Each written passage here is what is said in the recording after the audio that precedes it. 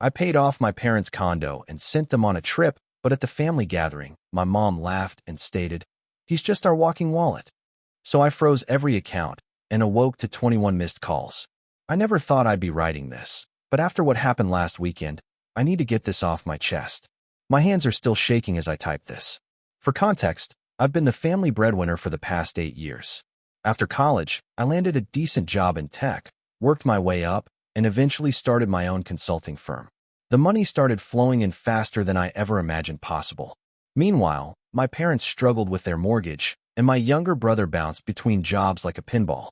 My parents raised me with decent values, but there was always this unspoken expectation that I'd take care of everyone once I made it. Dad would drop hints about their financial struggles during our weekly calls. Mom would mention how stressed she was about the bills.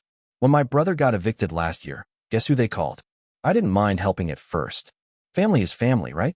I paid off their condo completely last spring, a $180,000 chunk that barely dented my savings. I covered my brother's rent and car payments. I sent them on a 2-week cruise to Alaska because Mom mentioned she'd always wanted to go. I picked up every dinner tab, every family vacation, every emergency expense that popped up. The thing is, I never made a big deal about it. I just quietly transferred money when needed. I figured that's what family does for each other. I was wrong. Last Saturday was my cousin's wedding reception. The whole extended family was there. Aunts, uncles, cousins I hadn't seen in years. Everyone was drinking, sharing stories, having a good time. I was sitting at the bar when I overheard Mom talking to my aunt near the dessert table. I wasn't eavesdropping intentionally, but the music had died down and voices carry. Mom was laughing, that high-pitched laugh she does when she's had too much wine. My aunt asked her how they afforded such a nice vacation and the condo renovations. That's when Mom said it, the words that are burned into my brain forever. She told my aunt that I was just their walking wallet, that I was so desperate for their approval that I'd pay for anything they wanted. She said I was pathetic, always trying to buy their love because I knew I wasn't the favorite child. She laughed about how easy it was to manipulate me, how all Dad had to do was mention money troubles, and I'd come running with my checkbook. The worst part? My aunt laughed along. She said something about how lucky they were to have such a stupid, generous son. They both found it hilarious. I sat there frozen for what felt like hours, but was probably just minutes. My chest felt tight, like someone was squeezing the air out of my lungs.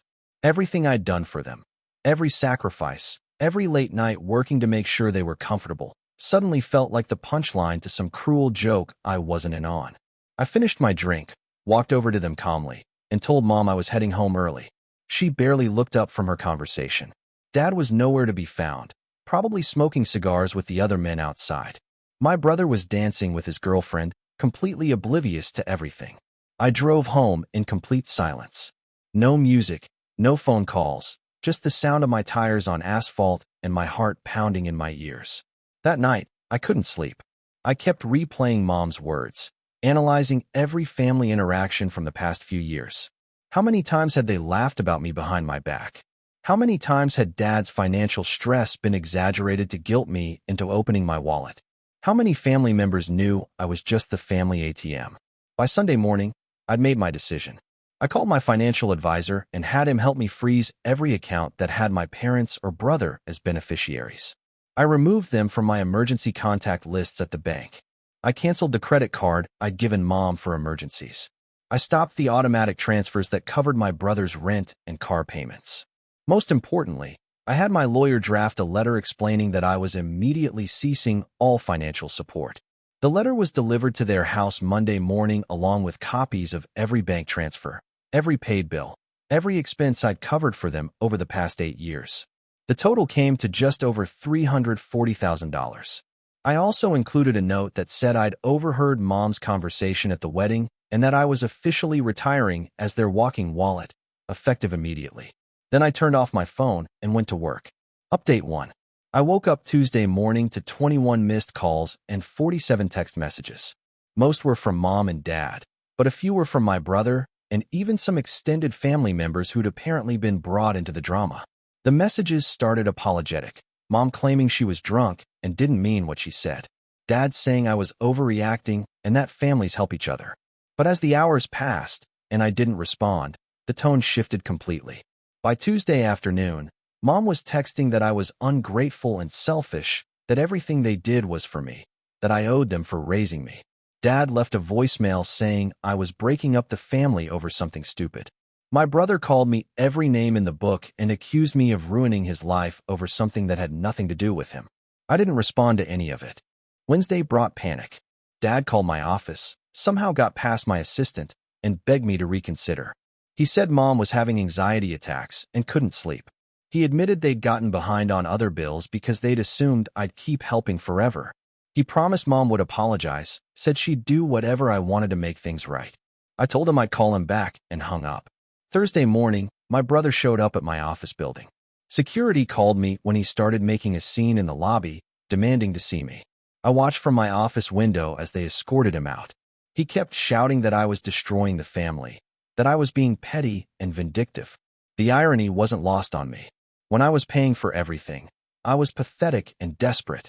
Now that I'd stopped, I was petty and vindictive. There was no version of me that was just a son who deserved basic respect. Update 2. It's been 2 weeks now, and the situation has escalated in ways I never expected. Last Friday, I got a call from my cousin, the one who got married, apologizing for what happened at her reception. Apparently, word had spread through the extended family about what Mom said and my response. She felt terrible that her wedding had been the catalyst for everything falling apart.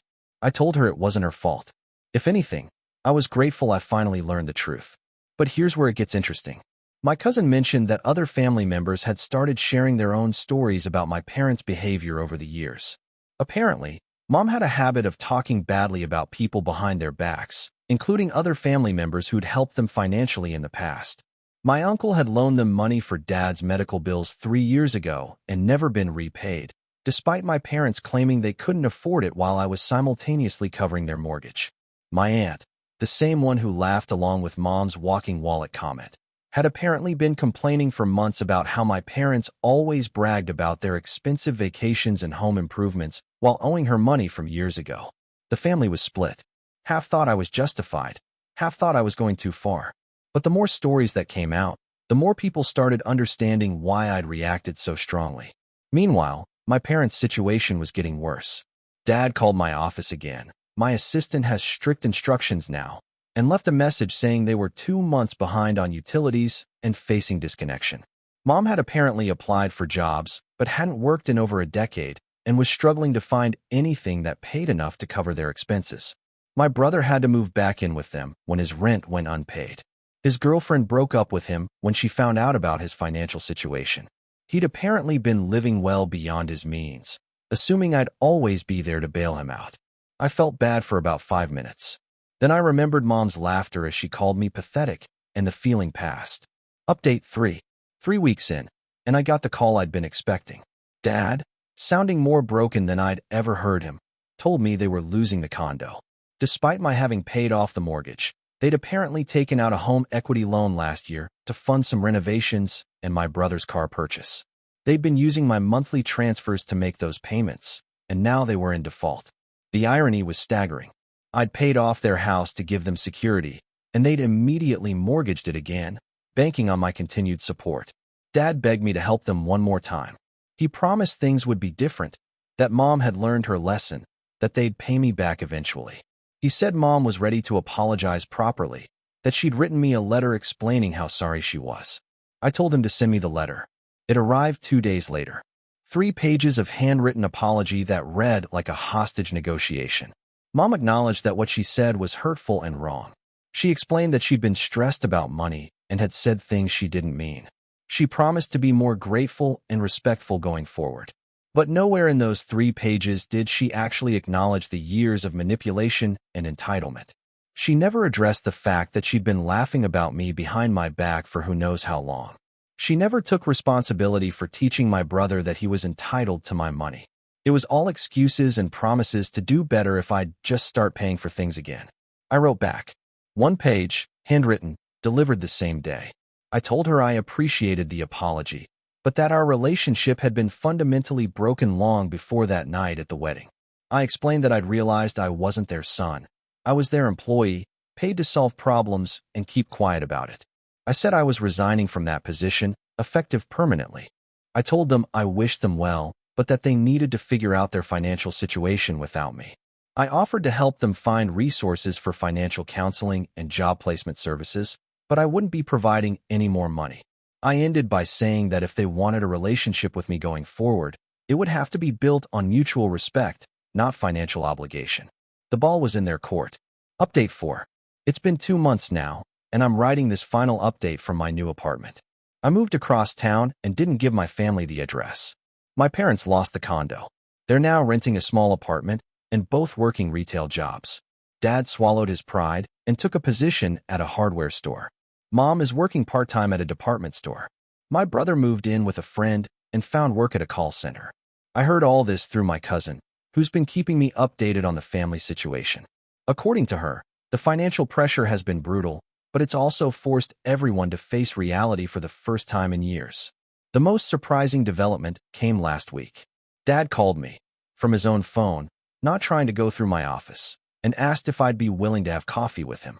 Not to ask for money, he emphasized, but just to talk. We met at a neutral location, a coffee shop downtown that held no family memories. Dad looked older than I remembered, more tired, but also somehow more present than he'd been in years. He told me he'd spent the past month thinking about our relationship and had realized how much they'd taken advantage of me. He said he'd been so focused on solving their immediate financial problems that he'd stopped seeing me as his son and started seeing me as a solution to their problems. He didn't ask for money. He didn't make excuses. He just apologized, genuinely apologized, for losing sight of what really mattered. We talked for 2 hours. He asked about my work, my life, my plans for the future, questions that had nothing to do with what I could provide for the family. It was the first real conversation we'd had in years. I'm not ready to forgive everything yet. Trust, once broken, takes time to rebuild. But for the first time since that wedding night, I felt like I was talking to my father instead of a collection agency. Mom still hasn't reached out directly, and my brother sends me angry texts occasionally, but I've started to see a path forward that doesn't involve being anyone's walking wallet. The money I used to spend on family expenses, I'm investing it in my business and putting some aside for my own future. I bought myself that sports car I'd been wanting for years. I booked a solo trip to Japan that I'd been putting off because family always came first. For the first time in my adult life, I'm living for myself instead of living to solve other people's problems. And you know what? It feels incredible. I learned something important through all this. Being generous doesn't make you a good person if it comes at the cost of your self-respect. And being family doesn't entitle anyone to treat you like their personal bank account. Some people in my extended family still think I went too far. They say I should have just talked to my parents instead of cutting them off completely. But they weren't the ones being laughed at behind their backs for years. They weren't the ones whose generosity was met with mockery and manipulation. I don't regret my decision. The walking wallet is permanently closed for business, and I've never been happier. Sometimes the best revenge is simply refusing to be a victim anymore. Final thoughts. If you're reading this and recognizing yourself in my story, if you're the family member who always picks up the tab, who always solves the problems, who always gets taken for granted, please know that you deserve better. You deserve to be valued for who you are, not what you can provide. Setting boundaries isn't cruel. Protecting your self-respect isn't selfish. And cutting off people who treat you poorly isn't revenge, it's just good sense. The money will always matter less than the respect. And respect, unlike money, can't be bought. It has to be earned.